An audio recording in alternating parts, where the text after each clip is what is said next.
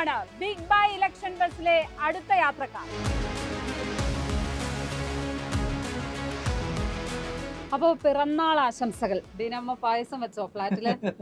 അമ്മ നാട്ടില, അമ്മ അടൂര് പോയി, വിടില്ല. പോയോ? ശരി. അപ്പൊ അമ്മ വിടില്ല. അതുകൊണ്ട് പായസമൊക്കെ കിട്ടാൻ ഇവിടെ പ്രയാസമൊന്നുമില്ല. ഇവിടെ ഈ പിറന്നാളാണെന്ന് പറയുമ്പോൾ തന്നെ ഏതെങ്കിലുമൊക്കെ വീട്ടിൽ നിന്ന് പായസമൊക്കെ കിട്ടും. കഴിഞ്ഞ ദിവസം സദ്യ പിന്നെ ഒഴികെ ബാക്കി എല്ലാം ഓരോ വീട്ടിൽ നിന്നും മധുരം ഉണ്ടായിരുന്നു. മധുരത്തോട് മധുരമായിരുന്നു. ആൽബിച്ചേട്ടനൊക്കെ ഉണ്ടായിരുന്നു. എല്ലാ വീട്ടിലും ഇങ്ങനെ ഒന്നുകിൽ കേക്ക് അല്ലെങ്കിൽ ലഡു അല്ലെങ്കിൽ ഒരു ചോക്ലേറ്റ് എങ്കിലും ഒരുവിധം എല്ലാ വീട്ടിലും ഉണ്ടാകും. എങ്ങനെ പോകുന്നു മൊത്തത്തിൽ? ഇനിയിപ്പം വളരെ കുറഞ്ഞ ദിവസങ്ങൾ മാത്രം. കുറഞ്ഞ ദിവസം കൊണ്ട് കൂടുതൽ ആളുകളിലേക്ക് എത്താൻ ഉമ്മൻചാണ്ടി ഡിസാൻഡോട്ട് അതിവേഗ ബഹദൂര യാത്രയിലാണ്. പരമാവധി ആളുകളിലേക്ക് എത്താൻ തന്നെയുള്ള പരിപാടിയുടെ ഭാഗമായിട്ടാണ് എല്ലാ ദിവസവും പരമാവധി ആളുകൾ. ഇത്രയും ദിവസം നീണ്ടുന്ന ഒരു പ്രചരണം, തുടക്കത്തിലൊക്കെ പാലക്കാടുകാരനല്ല എന്ന് പറയുന്ന ചില പ്രശ്നങ്ങൾ അതൊക്കെ ഉണ്ടായിരുന്നു. അത് കഴിഞ്ഞു വരുമ്പോ എന്താണ് ഇപ്പൊ തോന്നുന്നത്? അങ്ങനെ ഒന്നാമത്തെ ദിവസം തൊട്ട് അങ്ങനെ പാലക്കാടുകാരനല്ല എന്നുള്ള അഭിപ്രായം ആളുകൾക്കില്ല. ആളുകൾ നമ്മുടെ കൂട്ടത്തിലുള്ള ആള് എന്നുള്ള പരിഗണന എല്ലാ വീട്ടിലും തന്നിട്ടുണ്ട്. അത് ഏത് മേഖലയാകട്ടെ, ഏത് മേഖല, അത് മുനിസിപ്പാലിറ്റി ആകട്ടെ, രായരി ആകട്ടെ, മാത്തൂരാകട്ടെ, കണ്ണാടി ആകട്ടെ, എവിടെ പോയി കഴിഞ്ഞാൽ നമ്മൾ വീട്ടിലുള്ള ഒരാൾ വീട്ടിനകത്ത് കയറാനുള്ള സ്വാതന്ത്ര്യം, അകത്തുനിന്ന് ഇപ്പം പിന്നെ ചില സമയത്തൊക്കെ നല്ല പിന്നെ വിശപ്പൊക്കെ ആകുമ്പോൾ അകത്തുനിന്ന് തന്നെ കയറി പല വീടുകളിലും. അപ്പം എനിക്കൊരു അപരിചിതത്വം അവരോടും ഇല്ല, അവർക്ക് എന്നോടും ഇല്ലാത്ത രീതിയിലുള്ള സ്വാതന്ത്ര്യം തന്നിട്ടുണ്ട്. അതുകൊണ്ട് അതൊരു പ്രശ്നമായിട്ട് എനിക്ക് തോന്നിയിട്ടേ. ഈ പാലക്കാടുകാരുടെ ഏത് രീതിയാണ് വളരെ ഇഷ്ടപ്പെടുന്നത്? അവരുടെ ഭാഷയാണോ, അവരുടെ ആതിഥ്യം? എനിക്ക് തന്നെ മാറ്റം ഉണ്ടായിരുന്ന ആളുകൾ ഇപ്പം ആൽബിച്ചേട്ടൻ ഇട്ടിരിക്കുന്നു. ആൽബിച്ചേട്ടൻ അടക്കമുള്ള ആളുകൾ ഇപ്പൊ പലപ്പോഴും പ്രതികരണം എടുക്കാനൊക്കെ വരുമ്പോൾ ചോദിക്കും, എന്ത് പറ്റി നിങ്ങളിങ്ങനെ അഗ്രസീവ് ആകുന്നില്ലല്ലോ എന്ന് പറയും. അപ്പം പാലക്കാടുകാരുടെ ഒരു ആർദ്രതയുണ്ട്, അതവർ വല്ലാതെ തന്നെ സ്വാധീനിച്ചിട്ടുണ്ട്. അപ്പൊ നമ്മൾ ഈ കഴിഞ്ഞ ദിവസങ്ങളിലൊക്കെ എത്രയോ പ്രകോപനപരമായിട്ടുള്ള വിഷയങ്ങളായിരുന്നു. പക്ഷെ നമ്മള് ഇവിടുത്തെ ആളുകളിലേക്ക് ചെല്ലുമ്പോഴേ അവര് സൂപ്പർ കൂളാണ്. അപ്പൊ പിന്നെ അവരുടെ പ്രതിനിധിയാകാൻ വന്നിരിക്കുന്നത് ഞാനൊന്നും അഗ്രസീവ് ആകും, ഞാനതുകൊണ്ട് സൂപ്പർ കൂളാണ്. ഒട്ടും ടെൻഷൻ ഇല്ലല്ലേ? ഒരു ടെൻഷനും ഇല്ല. തുടക്കം മുതൽ കോൺഗ്രസ് ക്യാമ്പിന്റെ പ്രചരണം പ്രേക്ഷകരിലേക്ക് എത്തിക്കുന്നത് ആൽവിനാണ്. ആൽവിന് മൈക്ക് കൈമാറുകയാണ്. ഒറ്റ ചോദ്യമുള്ളൂ, എത്ര ജോഡി ഡ്രസ്സുണ്ട്? അതെ, ഒരുപാടുണ്ടോ? ഇന്ന് നോക്കിയത് പുതിയ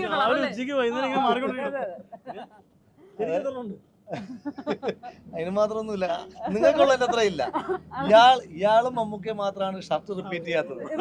അതാ പറഞ്ഞത്, പുള്ളി മമ്മൂക്കെ മാത്രമാണ് മമ്മൂക്ക ഷർട്ട് റിപ്പീറ്റ് ചെയ്യുന്നത് നമ്മൾ കാണാറില്ല. ഇവരെ നമ്മളൊക്കെ ഷർട്ടൊക്കെ റിപ്പീറ്റ് ചെയ്യലൊക്കെ ഉണ്ട്. വെള്ളം വെള്ളം ഇട്ട് കണക്കാണെങ്കിൽ എളുപ്പമുണ്ട്. ഇത് അങ്ങനെ അല്ലല്ലോ. വെള്ളം എനിക്ക് ഏറ്റവും കുറവ് വെള്ളയാണ്. എനിക്ക് ഏറ്റവും കുറവുള്ളത് വെള്ള ഷർട്ടുകളാണ്. ഏറ്റവും കുറവ് വെള്ളം ഇട്ട് യൂത്ത് കോൺഗ്രസിന്റെ സംസ്ഥാന അങ്ങനെ പറയാം. ഷാഫിക്ക് ഉണ്ടെന്നാലും ഷാഫിക്കേക്കാൾ വെള്ള കുറവാണ് ഞാൻ. വെള്ള വളരെ കുറവാണ്, വെള്ള ഷർട്ടുകൾ വളരെ കുറവാണ്. അതെ അതെ, നമ്മുടെ സന്തത സഹചാരികൾ എല്ലാരും ഒപ്പമുണ്ട്. ശരിക്കും ഭക്ഷണമൊക്കെ വാങ്ങിച്ചു തന്നോ? അതാണ് എനിക്ക് ആദ്യം ചോദിക്കുന്നത്. വിനോദാണ് ഭക്ഷണം വാങ്ങിച്ചിട്ടുണ്ട്. പാലക്കാട്ട് സ്ഥാനാർത്ഥിയുടെ ചുമതല വിനോദിനായിരുന്നു. അപ്പം വിനോദാണ് എല്ലാ കാര്യങ്ങളും സ്ഥാനാർത്ഥി ഓരോരുത്തരത്ത് എത്തിക്കുക മുഴുവൻ. അതായത് ഇപ്പം ഒരു പ്രശ്നം, ഇപ്പം രാവിലെ ഇപ്പം 7 മണി തൊട്ട് 8 മണി വരെ പറഞ്ഞ പരിപാടിയൊക്കെയാണ് ഇപ്പോൾ പോയേക്കുന്നത്. അപ്പോൾ ഇനി താമസിക്കട്ടെന്ന് കരുതിയിട്ട് ഞാൻ 6:30 ആയപ്പോൾ 6 തൊട്ട് തുടങ്ങി.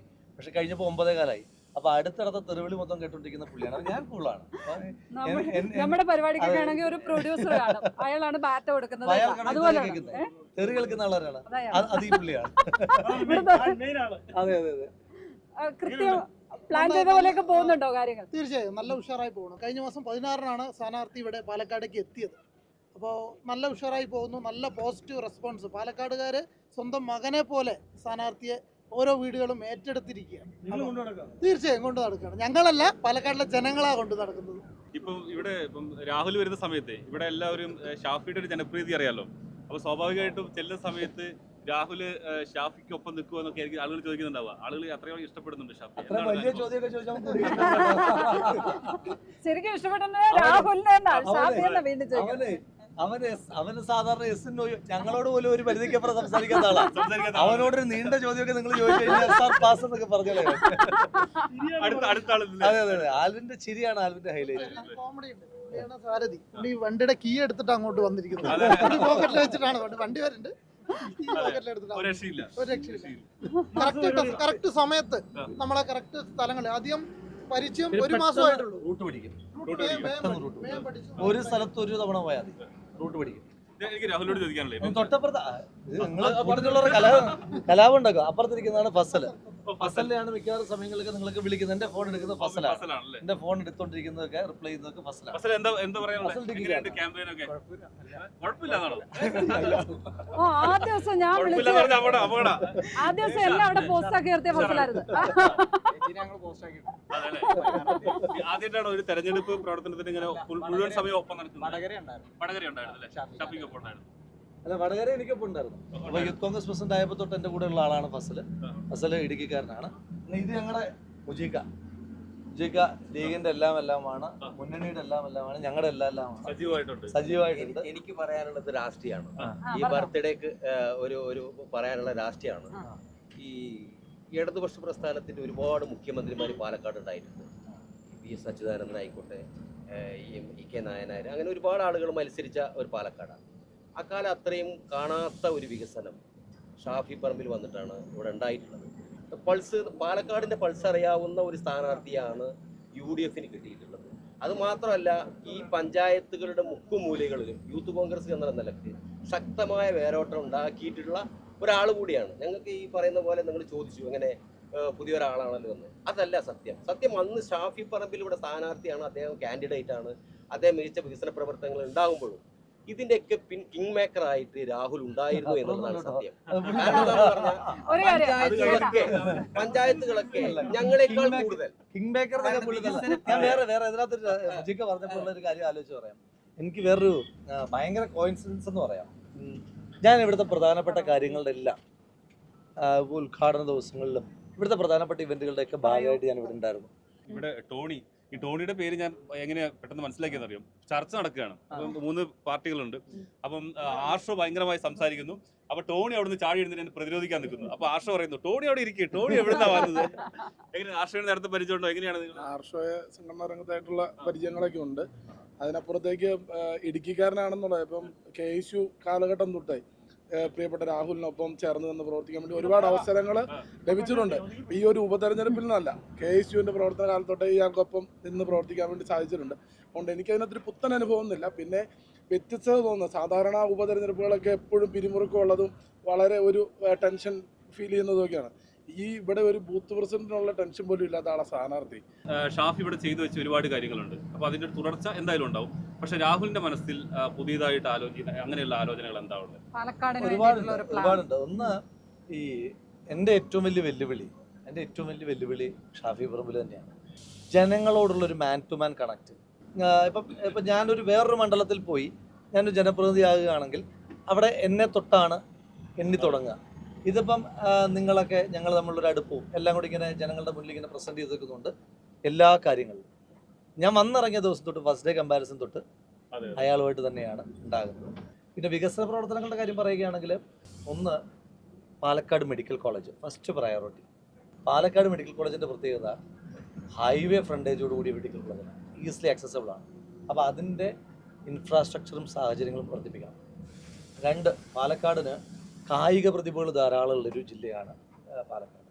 ഇവിടുത്തെ മുനിസിപ്പൽ സ്റ്റേഡിയത്തെ ഒരു അന്താരാഷ്ട്ര നിലവാരത്തിലേക്ക് ഉയർത്താൻ പറ്റുന്ന ഒരു പദ്ധതി മുന്നോട്ട് വയ്ക്കണം ആഗ്രഹിക്കുന്നു. പിന്നെ കഴിഞ്ഞ ദിവസം ഒരു ചർച്ചയ്ക്കിടയിൽ സൂചിപ്പിക്കപ്പെട്ടത് പാഡി ടൂറിസം. പാലക്കാടിന് മനോഹരമായ നെൽപ്പാടങ്ങളുണ്ട്, അതിനെ കണക്ട് ചെയ്തുകൊണ്ടുള്ളൊരു പാഡി ടൂറിസം, ഇതടക്കമുള്ള ധാരാളം കാര്യങ്ങളുണ്ട്. പിന്നെ ഇതെല്ലാം ഇപ്പം MLA ആയാൽ 24-ാം തീയതി മുതൽ ആരംഭിക്കും എന്നാണ് ഇപ്പം ചെയ്തുകൊണ്ടിരിക്കുന്ന ഒരുപാട് പദ്ധതികളുടെ തുടർച്ച 2026 വരെ ഉണ്ട്. ഈ ഇത്രയും ദിവസത്തെ പ്രചരണ ദിവസത്തിനിടയിൽ മനസ്സിൽ ചേർത്ത് വയ്ക്കുന്ന എന്തെങ്കിലും അനുഭവങ്ങളുണ്ടോ? രസകരമായിട്ടുള്ളത്, അതല്ലെങ്കിൽ വൈകാരികമായിട്ടുള്ളത് ഉള്ളത്? വൈകാരികമായിട്ടുള്ളൊരു അനുഭവം പറയാം. ഒരു കുട്ടി സ്കൂളിൽ പോവാണ്. അപ്പം കുട്ടി ഇങ്ങനെ സ്കൂളിൽ പോകുമ്പോഴത്തേക്കിന് ഭയങ്കര സ്മാർട്ടായിട്ട് വന്ന കാര്യമൊക്കെ പറഞ്ഞു. അപ്പോൾ അവനിങ്ങനെ പാസ് ചെയ്യുമ്പം അവൻ്റെ പിന്നെ ബാഗ് മുഴുവൻ സേഫ്റ്റി പിൻ കുത്തി വെച്ചേക്കുകയാണ്, ഇങ്ങനെ തുറന്നിരിക്കുകയാണ്. പക്ഷെ കീറി. ഈ വർഷത്തെ ബാഗല്ല. അതുണ്ടോ എനിക്കൊരു പേഴ്സണൽ ഇമോഷൻ ഉണ്ട് അതുമായിട്ട് ബന്ധപ്പെട്ടിട്ട്. അതിപ്പോൾ ഞാൻ ഇലക്ഷൻ കാലമായതുകൊണ്ട് അത് ഷെയർ ചെയ്യുന്നില്ല.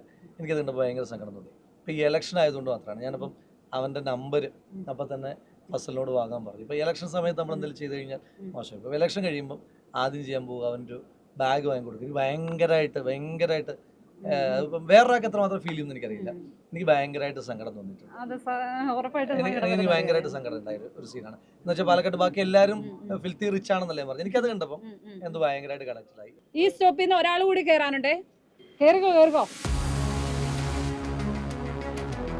ഷാഫിയാണ് എനിക്കിവിടെ വലിയ വെല്ലുവിളി, പ്രധാന വെല്ലുവിളി. എനിക്ക് എങ്ങനെ ആ ചലഞ്ച് മറികടക്കാൻ പറ്റുന്നത്? അദ്ദേഹം കൂടി അത് പറയാനുള്ളൂ. ബാക്കി എല്ലാരും പറഞ്ഞു അല്ലേ. ഈ രാഹുലിനെയും കൊണ്ട് ഇത്രയും ആളുകളുടെ ഇടയിൽ കൂടെ പോകുന്നു, ഷാഫിനെ പലരെയും പരിചയപ്പെടുത്തുന്നുണ്ട്, പല വീടുകൾക്കും പരിചയപ്പെടുത്തുന്നുണ്ട്. ഈ രാഹുലിന്റെ ഒരു കുഴപ്പമായിട്ട് ഷാഫിക്ക് തോന്നി എന്താ?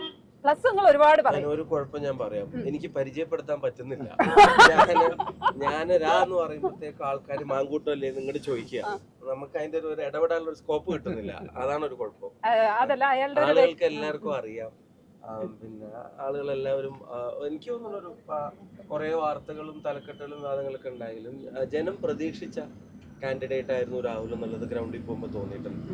അപ്പൊ ഇവിടെ പഴയ MLA എന്നുള്ള നിലക്കൊന്ന് മെയിൻ ആവാൻ വേണ്ടി വാ ഞാൻ പരിചയപ്പെടുത്തി തരാം എന്ന് പറയാൻ വേണ്ടി കൊണ്ടുപോകുമ്പോഴത്തേക്കും ആളുകൾക്ക് അറിയുന്നു. എനിക്ക് എന്റെ റോള് കുറയാ. എനിക്ക് ഷാഫിയോട് ചോദിക്കാനുള്ളത്, ഇപ്പം നമ്മുടെ തുടക്കത്തിൽ ഇപ്പം രാഹുലൊക്കെ പറഞ്ഞതാണ് ഒരുപാട് വിവാദങ്ങൾ ഉണ്ടായതല്ലോ. വിവാദങ്ങളോടല്ല ചോദ്യം. അപ്പൊ നമ്മൾ പ്രതിരോധിച്ചപ്പോ ശക്തി കൂടിയോ? എന്താ അവസ്ഥ? അല്ല, അത് ഞങ്ങളുടെ ശക്തി അവര് പിന്നെ തിരിച്ചറിഞ്ഞത് കൊണ്ടാണ് ആ വിവാദങ്ങൾ ഉണ്ടാക്കാൻ ശ്രമിച്ചത്. കാരണം ഇവിടെ വേറൊന്നും ജനങ്ങളോട് പറയാനില്ലാത്തത് കൊണ്ടും വേറൊന്നും പറഞ്ഞാൽ യേശുല എന്നുള്ളത് കൊണ്ടും എനിക്ക് തോന്നുന്നു ഞങ്ങളുടെ ശക്തി ഞങ്ങളെക്കാൾ അവർ തിരിച്ചറിഞ്ഞിട്ടുണ്ടായിരുന്നു എന്നുള്ളത്. അതാണ് ഇങ്ങനെ അനാവശ്യമായിട്ടുള്ള കാര്യങ്ങളിലേക്ക് കുറെ ഒരു പറഞ്ഞുകൊണ്ടിരുന്നത്. പക്ഷെ അതൊന്നും ഞാൻ തുടക്കത്തിലേ പറഞ്ഞായിരുന്നില്ല. ഈ തലക്കെട്ടുകളോ വാർത്തകളോ അല്ല പാലക്കാട്ടെ തെരഞ്ഞെടുപ്പ് എന്നുള്ളത് ഞാൻ തുടക്കത്തിലേ പറഞ്ഞിരുന്നു. ആ കാര്യത്തിൽ ഞങ്ങൾക്ക് കൂടുതൽ കോൺഫിഡൻസ് ആയി. ഇപ്പം എലക്ഷൻ നീട്ടി എന്ന് പറയുമ്പം അതിന്റെ അർത്ഥം ഞങ്ങളുടെ സ്ഥാനാർത്ഥി കൂടുതൽ ആളുകളിലേക്ക് എത്തുന്നു. എല്ലാവരും എത്തും, പക്ഷെ ഞങ്ങളെ സംബന്ധിച്ചിടത്തോളം ഇദ്ദേഹം കൂടുതൽ എത്തുമ്പോൾ അതിനനുസരിച്ചുള്ള പ്ലസും പോസിറ്റീവും. രണ്ടുപേരോട് കൂടി ചോദിക്കാനുള്ളത്, രണ്ടിടങ്ങളിലും പോളിംഗ് ശതമാനം നല്ല കുറവാണ് ഇപ്പോൾ മുൻ തവണത്തെ അപേക്ഷിച്ച് നോക്കുമ്പോൾ. പാലക്കാട് എന്തായിരിക്കും അവസ്ഥ? ഞാനൊരു പൊളിറ്റിക്കൽ മറുപടി പറയാം. പിന്നെ പാലക്കാടിന്റെ പുള്ളി തന്നെ പറയട്ടെ. പുള്ളിയാണ് നല്ല സിറ്റിംഗ് MLA. അല്ലല്ല, രണ്ടുപേർക്കും അതിനകത്ത് ചേലക്കരയിൽ നിങ്ങൾ ശ്രദ്ധിച്ചോ? നിങ്ങൾ പഞ്ചായത്ത് ഡിവിഷൻ നോക്കിയോ? ഞാൻ നോക്കി, ചെറിയ സമയം കൊണ്ട് നോക്കിയത്. CPMന്റെ സ്ട്രോങ് ഹോൾഡ് ഏരിയയിലല്ല വോട്ട് പെർസെൻറ്റേജ് നന്നായി കുറഞ്ഞിട്ടുണ്ട്. എന്താ കാരണം ചോദിച്ചു കഴിഞ്ഞാൽ അവിടെ ചിഹ്നത്തിലാണ് മത്സരിക്കുന്നത്. അപ്പോൾ എന്തെല്ലാം പറയുമ്പോഴും ചിഹ്നത്തിൽ മത്സരിക്കുമ്പോൾ ചിഹ്നം കാണുമ്പം മാറ്റിക്കുത്താനുള്ള പ്രയാസം ആളുകൾക്ക് സ്വാഭാവികമായിട്ടുണ്ട്. അത് സത്യമാണ്. അത് നമ്മൾ എത്ര ഇല്ല എന്ന് പറഞ്ഞാൽ, അപ്പോൾ അവർക്ക് ചെയ്യാൻ പറ്റുക എന്ന് പറഞ്ഞാൽ പോകാതിരിക്കാം, വോട്ടെടുപ്പിൽ പോകാതിരിക്കുക എന്ന് പറയുന്ന കാര്യമാണ്. അപ്പോൾ അത് അവിടെ പ്രതിഫലിച്ചിട്ടുണ്ട്, പോളിങ്ങിനെ പ്രതിഫലിച്ചിട്ടുണ്ട്. ചേലക്കരയിൽ ഈ തെരഞ്ഞെടുപ്പിൽ പാലക്കാടും വയനാടും അല്ല റിസൾട്ടിന്റെ പ്രധാനപ്പെട്ട വാർത്ത. ഞാൻ ഉറപ്പിച്ചു പറയാം. കാരണം റിസൾട്ട് വന്നു കഴിയുമ്പോൾ പ്രധാനപ്പെട്ട വാർത്ത ഇപ്പം പാലക്കാട് UDF നിലനിർത്തുമ്പം നിങ്ങൾ ഈ പറയുന്ന വിവാദങ്ങളെല്ലാം നിങ്ങൾ വിട്ടിട്ട് അത് സിറ്റിംഗ് സീറ്റ് അല്ലേ, അത് ജയിച്ചാൽ എന്താ കാര്യം എന്നായിരിക്കും നിങ്ങളുടെ. ഓ നമുക്കറിയാലോ, ഇത് നമുക്കറിയാലോ. രണ്ട്, വയനാടാണെങ്കിൽ നിങ്ങൾ പറയുന്നത് അത് പ്രിയങ്ക ഗാന്ധി അല്ല, അത് ഇത്ര ലക്ഷത്തിന് ജയിക്കും നമുക്കറിയില്ലേ. പക്ഷേ ഈ തെരഞ്ഞെടുപ്പിന്റെ റിസൾട്ട് വരുമ്പോൾ എനിക്ക് സന്തോഷമുള്ള പ്രിയങ്ക ഗാന്ധിയുടെ ഭൂരിപക്ഷം 3 ലക്ഷത്തിലൊക്കെ താഴ്ന്ന നമ്മൾ വേറെ പലതും പറയും. ഇത് കേൾക്ക്, നിങ്ങൾ കേൾക്ക്,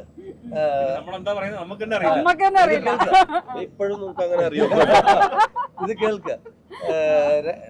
ഈ തെരഞ്ഞെടുപ്പിൽ തലക്കെട്ടിൽ നിറയാൻ പോകുന്ന ചേലക്കര റിസൾട്ടാണ്. അത് എന്തുകൊണ്ട് റിസൾട്ട് നിറയാൻ പോകുന്നത് ചോദിച്ചു കഴിഞ്ഞാൽ അത് രമ്യയുടെ വിജയമുണ്ടായിരുന്നു. അതാണ് പോളിംഗ് പെർസെൻറ്റേജ് പാലക്കാട് നന്നായിട്ടുണ്ട്. ഷാഫി പറഞ്ഞത് 10,000 വോട്ടിന്റെ ഭൂരിപക്ഷമായിരുന്നു നേരത്തെ പ്രവചിച്ചത് പാലക്കാടത്ത്. കൂട്ടുന്നുണ്ടോ? അല്ല, 5 ഭൂരിപക്ഷം എന്ന് പറയുമ്പോ അതിൽ 10,000 തൊട്ട് എത്രയും മേലൊക്കെ ആവാനുള്ള സാധ്യതയുണ്ട്. ഞാൻ പറഞ്ഞത് ഇപ്പം ജനങ്ങളുടെ കയ്യിലുള്ള കാര്യമാണ്. എന്നാലും ഞങ്ങൾക്ക് ആളുകളുടെ നിന്ന് കിട്ടുന്ന ഒരു റിയാക്ഷന്റെ റെസ്പോൺസിന്റെ പുറത്താണ്. ഞാൻ വടകരയിലും പറഞ്ഞായിരുന്നു, നിങ്ങൾ ഓർക്കുന്നുണ്ടോ എന്ന് എനിക്ക് അറിഞ്ഞില്ല. ഞാൻ വടകരയിലും നമ്മൾ പറയുന്ന കോൺഫിഡൻസ്, അവിടെയും വിവാദങ്ങൾ ഇങ്ങനെ കൊടുമ്പിരി കൊണ്ടുകൊണ്ടിരിക്കുമ്പോൾ ആളുകൾ എങ്ങനെ റെസ്പോണ്ട് ചെയ്യുന്നു എന്നുള്ളതാണ് നമ്മുടെ ഒരു ബേസ്. ഇത് അത് കാണുമ്പോൾ എനിക്ക് നല്ല കോൺഫിഡൻസ് ഉണ്ട്. ഇപ്പൊ BJPയുടെ ഒരു ക്യാമ്പയിൻ നമ്മൾ ശ്രദ്ധിക്കുന്നത് അവർ വളരെ സൈലന്റ് ആണ്. അത് വലിയ തോതിൽ ഇപ്പൊ നിങ്ങളെ പോലെ അല്ലെങ്കിൽ LDF പോലെ അത്ര ലൗഡ് അല്ല. അത് നിങ്ങളെ അല്ലെങ്കിൽ ആശങ്കപ്പെടുത്തുന്നുണ്ടോ? അവരുടെ ഇടയിൽ സൈലന്റ് ആയിട്ടുള്ള വേറൊരു കാര്യം കൂടെ നടന്നുകൊണ്ടിരിക്കുന്നുണ്ട്. അവരുടെ ആളുകൾ മുഴുവൻ ഇപ്പോഴും ഫീൽഡിൽ ഇല്ല. നിങ്ങൾ എത്രത്തോളം അത് വാർത്തയാക്കുന്നുണ്ട് എന്നുള്ളത് ഞങ്ങൾക്ക് പിന്നെ നിങ്ങൾ അത് വാർത്തയാക്കി അവർ സെറ്റിൽ ചെയ്യണമെന്നും ആഗ്രഹമില്ലാത്തതുകൊണ്ട് ഞങ്ങളും അത് ഇടയ്ക്കിടയ്ക്ക് പറയുന്നില്ല. ഇപ്പൊ നിങ്ങൾ ഒരു കാര്യം ശ്രദ്ധിച്ചോ, അങ്ങ് പാലക്കാട്ടെ കുറെ വർഷങ്ങളായിട്ട് പാലക്കാട് അറിയുന്നല്ലേ, നിങ്ങൾ കഴിഞ്ഞ ഒരു 5-6 ദിവസമായിട്ട് നിങ്ങൾ എവിടെ ഈ പ്രചരണത്തിൽ ശിവരാജേട്ടനെ കണ്ടത്? ഞാൻ പറഞ്ഞത് എടുത്തിട്ട് നിങ്ങളിത് പുറത്തിറങ്ങിയിട്ട് ബസ്സിൽ നിന്ന് ഇറങ്ങിയിട്ട് നിങ്ങളൊന്ന് അന്വേഷിക്കും എവിടെയാ കണ്ടത്. അപ്പൊ അവരെ ലൗഡ് അല്ല, കോൺസ്റ്റിറ്റ്യൂഷനിൽ ഏറ്റവും സീനിയർ നേതാവാണെന്നല്ല എത്ര 30 വർഷത്തിലധികം കൗൺസിലായിട്ടിരുന്ന ഒരാളാണ്. അപ്പൊ അവരെ ലൗഡ് അല്ലാതിരിക്കുന്നതിന്റെ പിന്നിൽ വേറെയും പ്രശ്നങ്ങളുണ്ട്. അതാണ് യഥാർത്ഥ പ്രശ്നം. പിന്നെ CPM ലൗഡ് ആവുന്നതിന്റെ പുറകിൽ അവർക്ക് അഡീഷണൽ ലൗഡ് ആവണമെന്ന് BJPക്ക് തോന്നാതിരിക്കുന്നതിന്റെ ഒരു പ്രധാനപ്പെട്ട കാരണം CPM-ലെ ചില നേതൃത്വത്തിൽ ചിലർ അവർക്ക് വേണ്ടി ലൗഡ് ആവുന്നതാണെന്ന് അവർ മനസ്സിലാക്കിയിട്ടുണ്ട്. ഇത്ര നാളും ചുമ്മാ സ്ഥാനാർത്ഥിയായിട്ട് നിന്ന് കൊടുത്താൽ മതിയായിരുന്നു. ഇപ്പൊ ഈ ഇലക്ഷൻ മാനേജ്മെന്റ് ഇവരുടെ എങ്ങനെയുണ്ട്? നല്ല തലവനാണോ? ഇതിൽ എളുപ്പം സ്ഥാനാർത്ഥിയാവുന്നത്. പ്രത്യേകിച്ച് കഴിഞ്ഞ വടകര തെരഞ്ഞെടുപ്പൊക്കെ ശരിക്കും സത്യം പറഞ്ഞാൽ എനിക്ക് ഊണുറക്കൊന്നും ഉണ്ടായിരുന്നില്ല. പുലർച്ചെ 4 മണി വരെ 5 മണി വരെ പിന്നെ 3:30 വരെ ഒക്കെ പര്യടനം ഇങ്ങനെ നീണ്ടുപോകും. രാവിലെ 7:30 ആകുമ്പോഴത്തേക്ക് അടുത്ത ടീം വരും. അല്ല എന്താ പോണ്ടേ, എന്താ കഥ എന്നൊക്കെ ചോദിച്ചിട്ട് അവരടുത്ത ടീം വരും. അപ്പം ഈ 1-2 മണിക്കൂറൊക്കെ ബ്രേക്കും ഗ്യാപ്പൊക്കെ കിട്ടിയിട്ടുണ്ടായിരുന്നുള്ളൂ. പക്ഷെ എല്ലാം പിന്നെ പാർട്ടി മുന്നണി സംവിധാനങ്ങൾ വളരെ എല്ലാ കാര്യങ്ങളും ഒരു തലവേദനയും ഞങ്ങളുടെ അടുക്കലേക്ക് വരാതെയാണ് അവരാ കാര്യം മാനേജ് ചെയ്തത്. അത് കഴിഞ്ഞ് ഇതിലപ്പത്തേക്ക് വരുമ്പോഴത്തേക്കും ഇപ്പം ഞാൻ തന്നെ ചിലപ്പോൾ സ്ഥാനാർത്ഥി വിളിച്ച് എന്താ കാണിക്കുന്ന അവിടെ, അതെന്താ അങ്ങനെ എത്ര സമയം അവിടെ നിൽക്കുന്നു എന്നൊക്കെ ചോദിക്കുമ്പോൾ ചോദിക്കും ഇത് ഞാനാണോ മാനേജ് ചെയ്യേണ്ടത്, തിരിച്ചു ചോദിക്കുമ്പോൾ ശരിയാണല്ലോ എന്നാ അത് ഫോൺ കട്ടി ഞാൻ ഇപ്പോൾ വരാം അല്ലെങ്കിൽ ഇപ്പോൾ വിളിക്കാം എന്ന് പറഞ്ഞിട്ട് വിളിക്കുന്നത്. അപ്പോൾ അങ്ങനെ ഒരു മാനേജ് ചെയ്യാന്ന് പറയുമ്പോൾ നിങ്ങൾക്ക് അറിയാവുന്ന പോലെ തന്നെ കുറച്ചും കൂടെ എഫേർട്ട് വേണ്ട കാര്യമാണ്. കാൻഡിഡേറ്റ് ആകുമ്പോൾ നമ്മൾ ആളുകളെ കാണുക, അവരെ അപ്രോച്ച് ചെയ്യുക, അതിങ്ങനെ നിർബാധം തുടരുക എന്നുള്ളതാണ്. മറ്റു തലവേദനകൾ കുറവായിരിക്കും. രാഹുൽ അതാ ഞാൻ പറഞ്ഞു, ഇത് ബസ്സിൽ കയറി ഇലക്ഷന്റെ ഇടയിൽ എവിടെയോ കറങ്ങി നടക്കാന്ന് വീഡിയോ കണ്ടിട്ട് ആളുകൾ വിചാരിക്കേണ്ട. രാരിയുടെ പര്യടനത്തിന്റെ ഇടയിൽ നിന്ന് കിട്ടി അടുത്ത കൽപ്പാത്തി ചേരുന്നു. സതീഷേട്ടനും ചിലപ്പം കാണുമോ വീഡിയോ.